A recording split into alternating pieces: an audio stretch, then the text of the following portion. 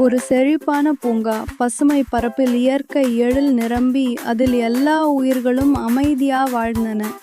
அந்த பசுமைச் சொர்க்கத்தில் அனு என்ற சின்ன ஆனால் உழைப்பாளியான எறும்பு இருந்தாள். அவள் தன் கூட்டத்துக்கு உணவு தேடி உதவி செய்தாள். அந்த எறும்பு குடும்பம் ஒருமித்த செயல்களில் ஈடுபட்டது. அவர்களது கடின உழைக்கும் ஒற்றுமைக்கும் இது சான்று. அந்த பூங்காவில் எங்கும் ஓர் மென்மையான இரைச்சல், நடைமுறை வாழ்க்கையின் இசை போல. அனுவின் உறுதியும் வேலையிலும் அது ஒலிக்கிறது. அனு மெதுவாக ஒரு பிக்னிக் மேசையை நோக்கி நடந்தாள். அவள் காலடி சற்றே தளர்ந்தது. அவள் திடீரென நின்றாள். கண்கள் விரிந்தன. பெரிய கேக் ஒன்று மேசையின் அருகே இருந்தது. அவள் வாயை திறந்து ஆச்சரியத்தில் பார்த்தாள். அவள் உரைக்கிறாள், வாவ், இது நம்மை பல நாள்களுக்கு போதும்.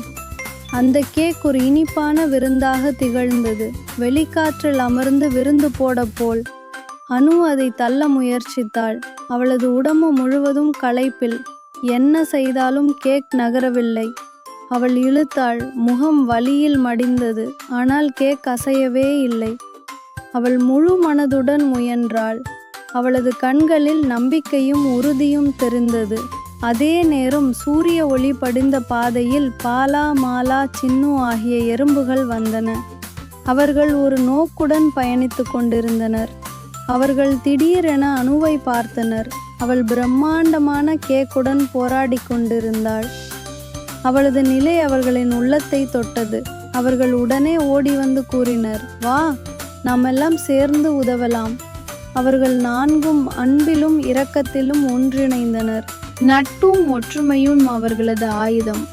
அந்த பூங்காவில் 4 எறும்புகள் ஒரு பெரிய கேக்கு துண்டை நகர்த்த தயாரானார்கள். பாலா வலிமை மிக்கவனாக அதை கடுமையாக இழுத்தான். மாலா மேலே இருந்து அவள் கொம்புகளை நுட்பமாக காட்டி வழி நடத்தினாள். சின்ன உற்சாகமாக துள்ளினாள். அவளது சின்ன குரல் ஒவ்வொரு எண்ணிக்கையிலும் ஒலித்தது. 1, 2, 3, தூக்குவோம். அந்த 4 எறும்புகளும் சேர்ந்து அந்த கேக்கை மெதுவாக நகர்த்த தொடங்கினார்கள்.